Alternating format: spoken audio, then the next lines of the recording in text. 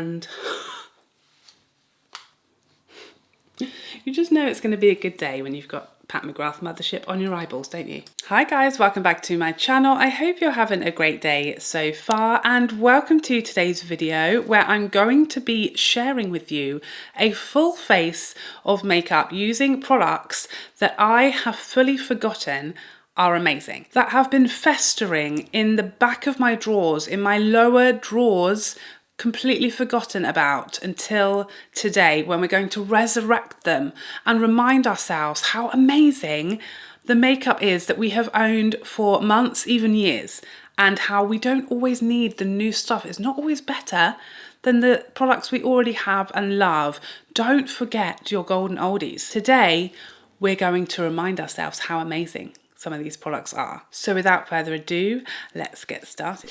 Okay, so as always, I'm going to start off with my eyes. I always do my eyeshadow first. Now, this was a bit of a no-brainer for me because I feel like these palettes and this brand are not underrated in my collection, but this palette specifically is and gets very little love these days, and it is a Mothership V from Pat McGrath. And the reason why this gets so little love is because it was my first ever Pat McGrath palette, so I just feel like it's the one that I'm like the least drawn to use, because I am a fickle lady, as you'll find out throughout this video, and I like the shiny new things, and this is the one I've had the longest, and therefore she means nothing to me.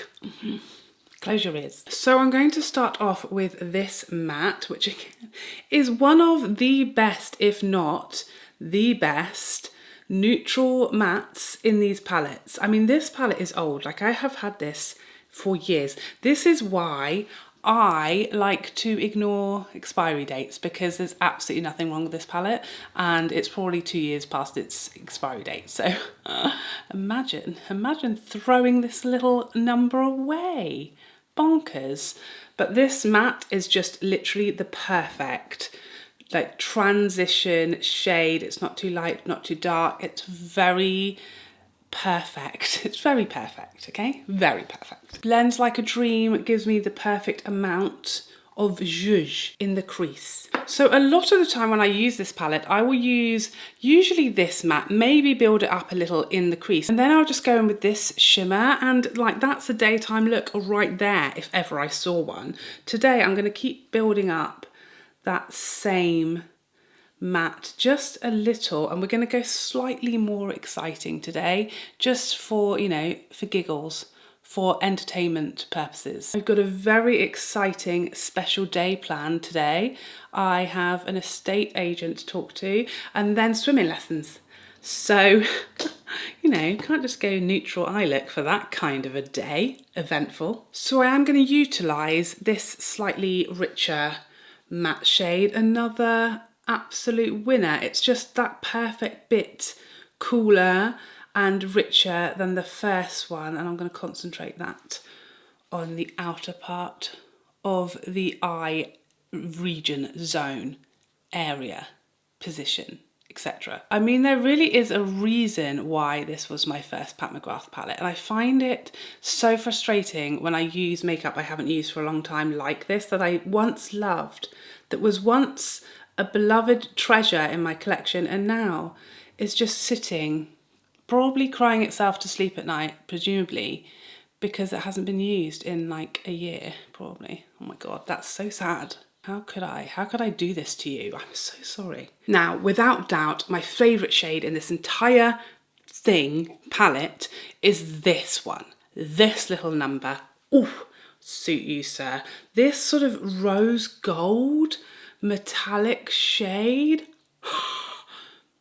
Get out of town. It's so pretty. It's so beautiful. It's so Pat McGrath.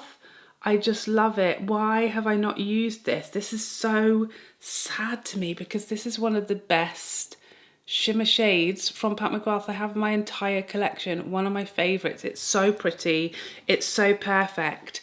It's my kind of shade through and through, and she's been neglected. So I can only apologise to everyone in the land for committing such atrocities. But it's gorgeous, an absolute beaut of a palette.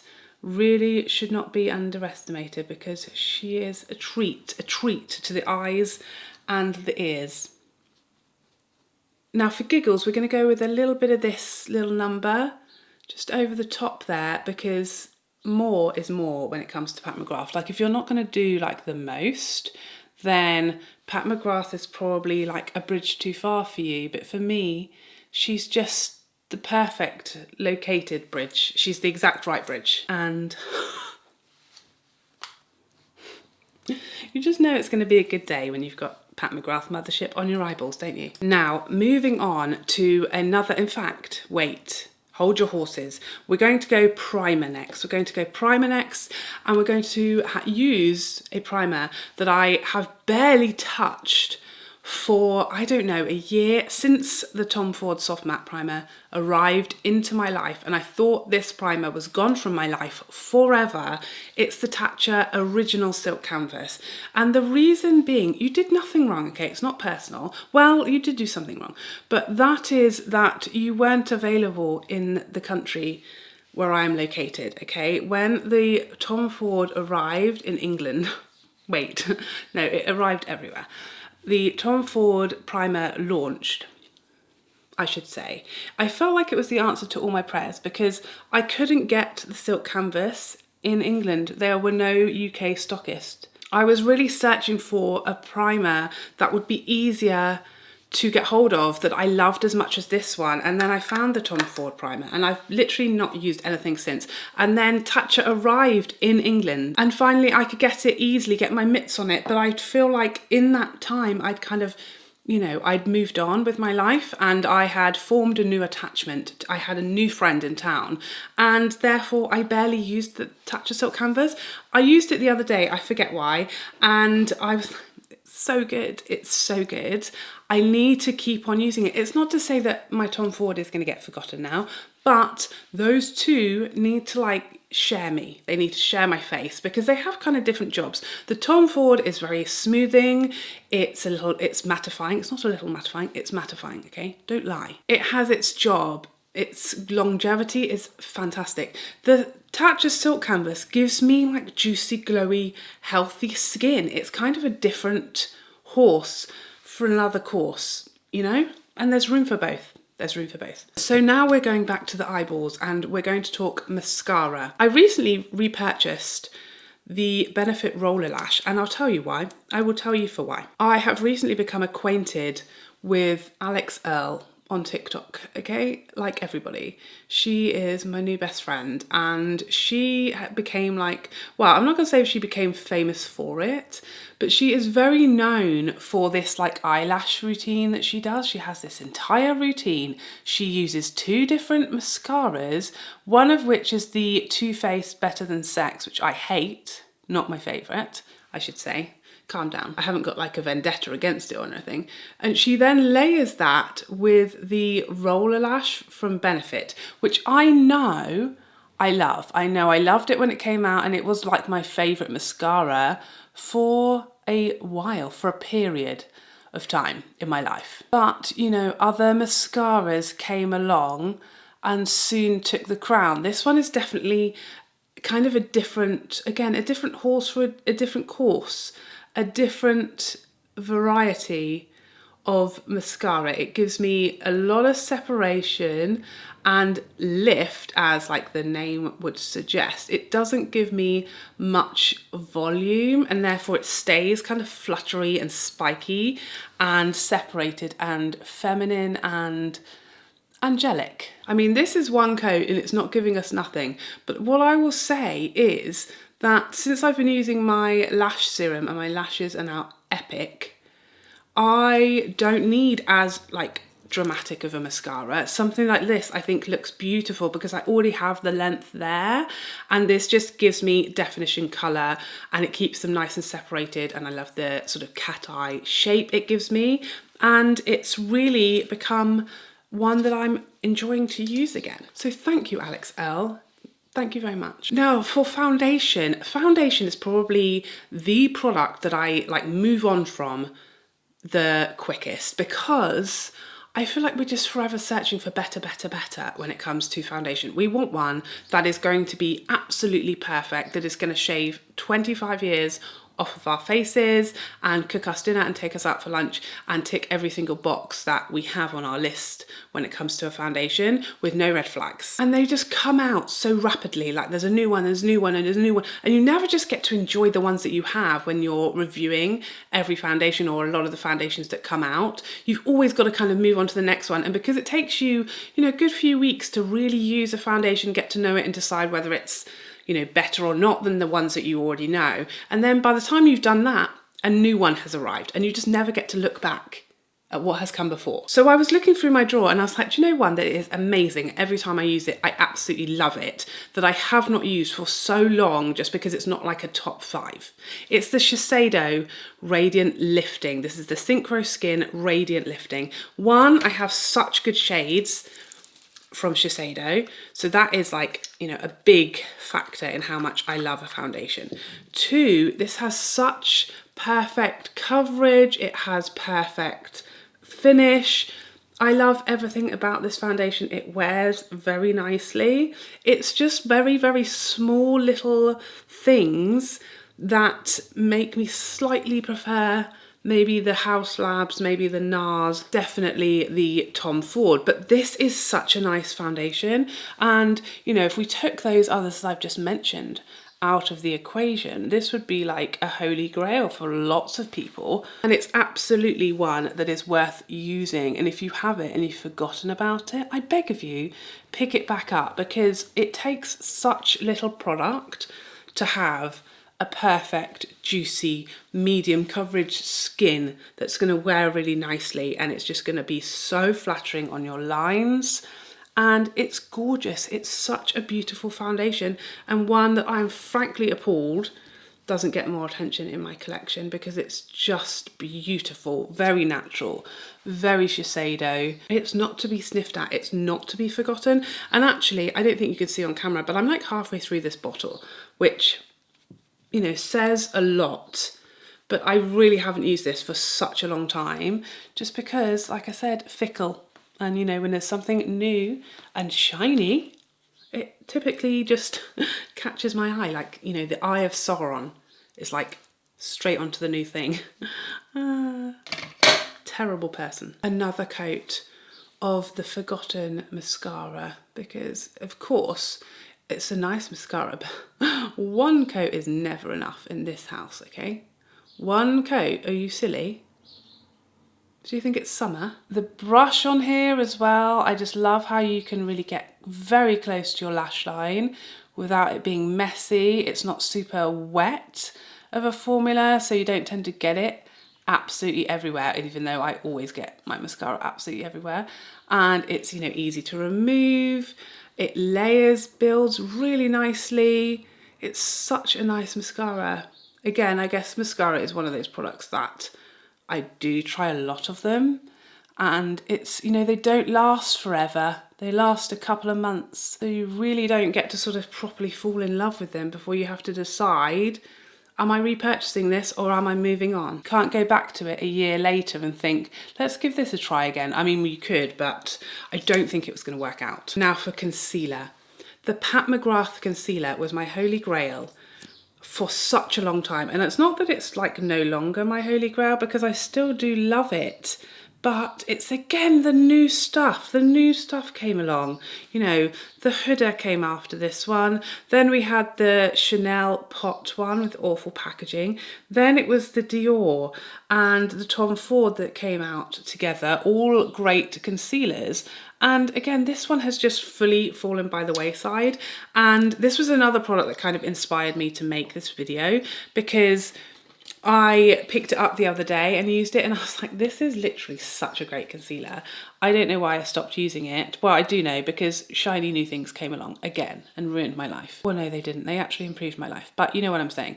They came along and they just stole my heart and my attention, and I forgot. And in my mind, I started thinking, you know, the Pat McGrath, oh, it's useless. I don't like it anywhere near as much. But I do. I love it. And it's very, you know, minute details and differences between like my top favourite few concealers. And the Pat McGrath is still an absolute banger of a concealer. And there's actually things I like about it more than the Dior.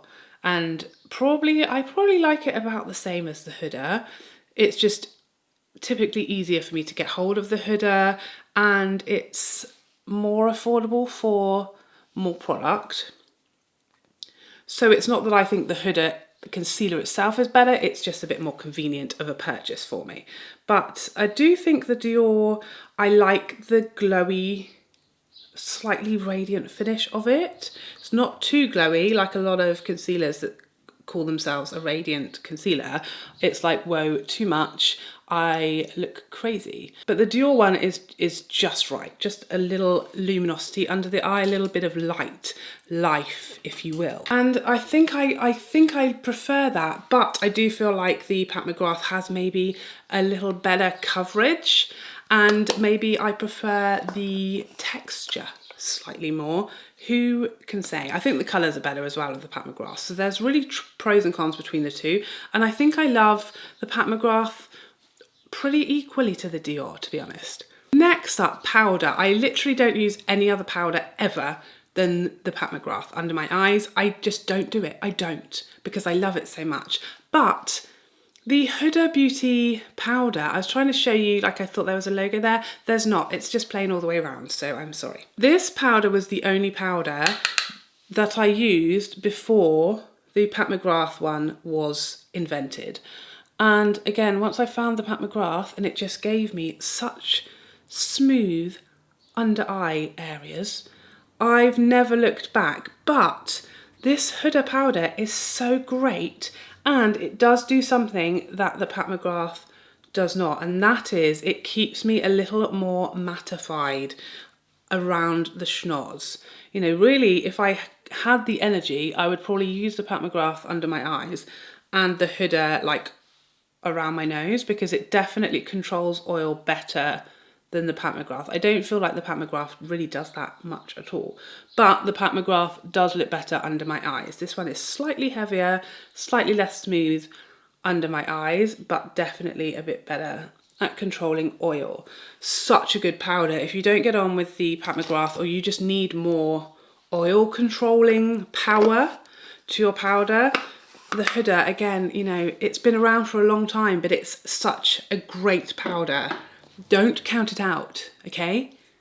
I beg you. I'm just gonna momentarily detour back to the eyeshadow palette and just take a little bit of that lightest first matte and run it under the lower lash line just to hide the lines and bags that live there. And then I'm gonna use this beautiful little shimmer for a bit of light in those inner corner peepers.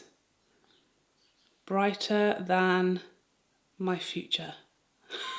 I have a really bright future, thank you very much. Now for bronzer, I initially thought I was going to use the Charlotte Tilbury powder bronzer, which no doubt has taken a hit since the cream arrived and like just excited me and floated my boat. But looking through my drawers, the one that kind of stood out to me is the Dior. This is the shade Amber Bronze, and will you look closely, take a moment and acknowledge the undertones of this bronzer. It is cooler than a cucumber. That it is, that it is. Cool as a cucumber. If not cooler, we'll have to take their temperatures later and confirm. It's so nice and cool if you are looking for a cool. How many times can we say cool? If you are looking for a cooler bronzer, like I know many people love to look for one, this is as cool as I think it comes. I think, if anything, you might even like customize this as like a contour, but it definitely gives me a bit of a sculpt to the face. Do you see that? It doesn't give me warmth, really. It gives me sculpt. It gives me cucumber vibes. I feel cooled. I feel in control. And I feel like it's quite a unique undertone to be able to find. Like, people just don't understand that we like cooler bronzers, or at least neutral bronzers, okay? Not everything has to be orange when it comes to bronzer, okay? please, some of us don't have super warm skin tones and it looks bonkers. So yeah, I really like this when I am in the mood for a more sculpted look, not necessarily wanting to look like I've, you know, caught the sun on holiday. I want to look sculpted, like a statue. This is a beautiful bronzer. It builds really beautifully. It has a very natural finish on the skin. It's not powdery.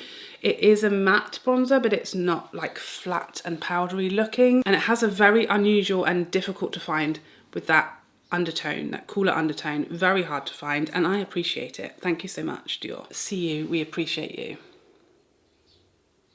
For highlighter, again, I approached my drawers with caution to find a highlighter that I feel like is amazing, that I love for a long time, that I have neglected recently, and it immediately leapt out of the drawer and hit me in the face. And it was the Natasha Denona I Need a Nude Glow highlighter.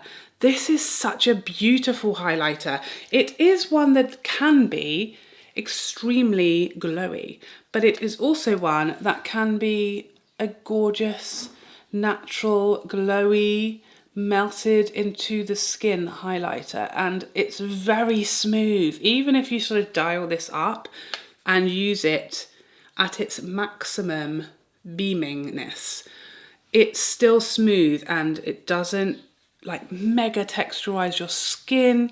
It never looks like really harsh or just too bright. It's absolutely gorgeous, very easy to use. I think it's so pretty. The color is so flattering, doesn't leave a cast. It's delightful. This has literally been living in my bottom drawer of like cheek products that I just no longer use. What a travesty, but that just goes to show how many highlighters have come out in recent years that like tickle my pickle.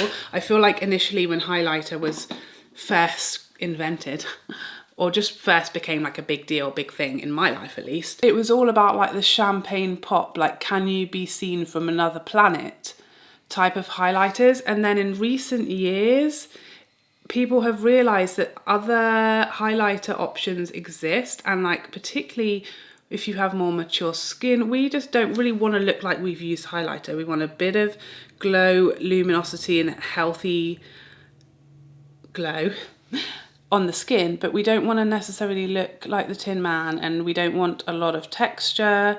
And brands are starting to give us what we need and want a bit more often. And now there's so many options, people are getting left out. Now for blush, it was very obvious to me which blushes I have been neglecting that should not be neglected ever.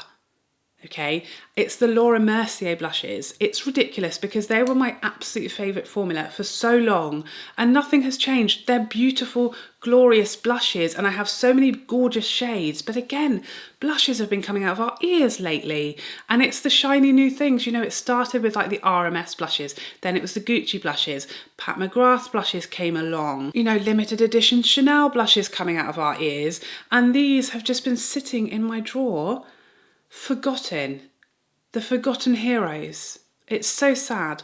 This is the shade Fresco, and if this is not like the most perfect everyday neutral blush with some luminosity, then I don't know what to tell you. It's so beautiful, and like I said, the formula of these Laura Mercier blushes, whether it's the matte formula or the more luminous formula, they're both a delight, and I have so many of them.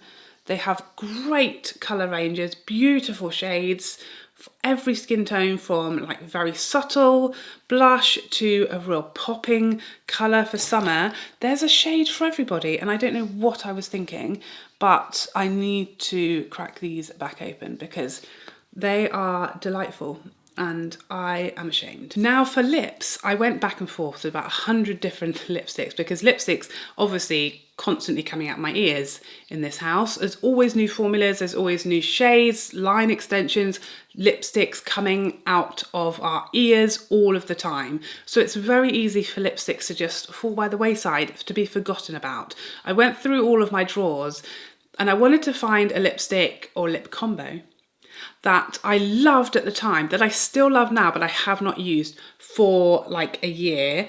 And I found it. It is the Natasha Denona I Need a Rose in the shade Calla lip liner and a lipstick. Oh, I love these so much when they first came out.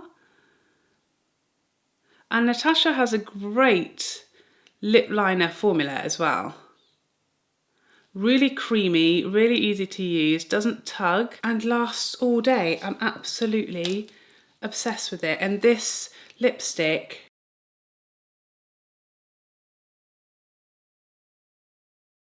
you know, such a perfect nude, everyday, easy to wear, nice amount of pigmentation, lovely luminous finish. Why? I can't even tell you the last time I wore this. It's probably been a year. Time flies when you're having fun. And there you have it. This is the final makeup look. I feel like everything turned out so beautiful. Like, I'm so happy with everything. I think it looks delightful. No problems with anything. I love how my makeup looks today. And these are all products that have had no love from me for like a year, some of them longer. So neglected, such beautiful products. What can you find in your drawers? And we're all so obsessed with all the new stuff, all the new stuff. I need all the new stuff. There is gold in them there heels, okay? Open up your drawers. Get those products out that you love for so long. They are still amazing. You won't be disappointed. So I really hope this video inspires you to pull out some gems that you haven't used for a while from your own drawers, from your own collection, and give them another go. Remember how amazing the products you already own are, and forget about the new shiny stuff. Who needs it? So thank you so much for joining me today. I hope you enjoyed this video, and I'd love to see you in the next one. Otherwise, take care for now. Bye bye bye bye bye.